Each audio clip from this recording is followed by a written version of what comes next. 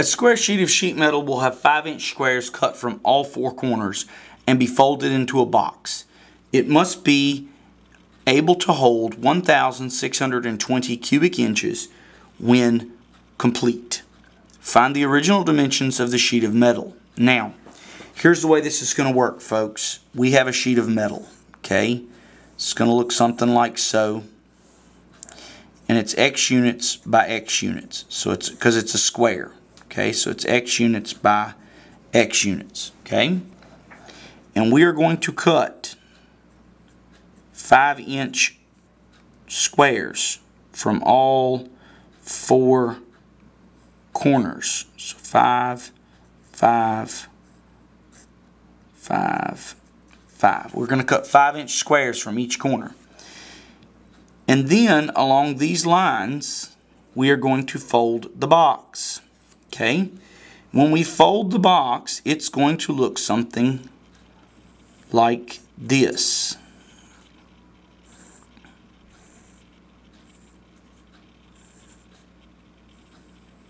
Okay? It's going to look something like that.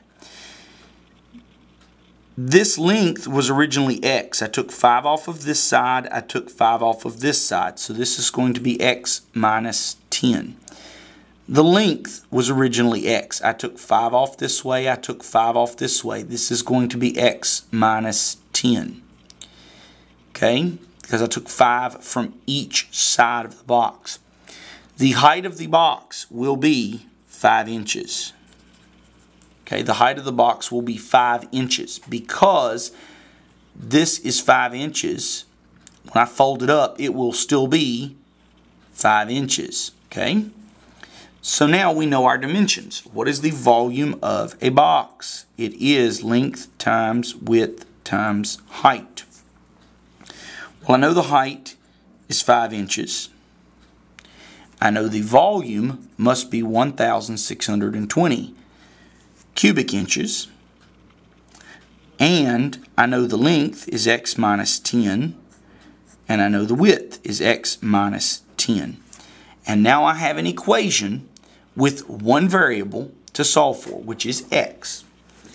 And if I expand this polynomial here, what I end up with is 1,620 equals 5x squared minus 100x plus 500. Now, that comes from multiplying these two binomials and this number 5. To solve, this is a quadratic. To solve a quadratic, you should always set it equal to 0 and either factor or use the quadratic formula. So, to set it equal to 0, I'm going to subtract 1,620 from both sides. I do that, I get 0 equals 5x squared minus 100x minus 1,120. Now, I say, okay, I need to factor this. Well, the first thing to factor is the greatest common factor. And I said, well, 5 will go into that, 5 will go into that, and magically 5 will go into that. So I factor that out, and I get 5 times x squared minus 20x minus 224. Okay? And then I write down, since this is 1, I simply have to factor this term. And I try a few factors, and I find that 8 times 28 will give me negative 224. Will give me 224. Now, for this to be negative, one of these factors has to be negative. So I'm going to make the 28 negative because 8 minus 28 adds up to the middle term. That's factoring in a nutshell. So, what are my factors? I get 0 equals x plus 8 and x minus 28. Okay? So these give me two solutions. The first solution is x equals negative 8 and x equals positive 28.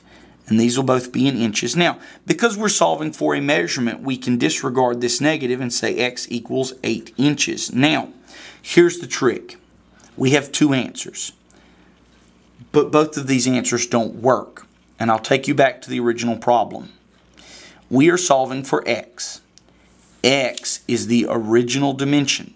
So if I say this whole sheet of sheet metal is 8 inches long, it is physically impossible to cut 5 inches from one side and 5 inches from the other side if the original dimension is 8 inches. This is physically impossible. It can't work. This is physically possible because if I take 5 from this side and I take 5 from this side, I'll have 18 left. So this would be 18. And this would be 18. And 18 times 18 times 5 does give you 1,620. So this is my correct answer.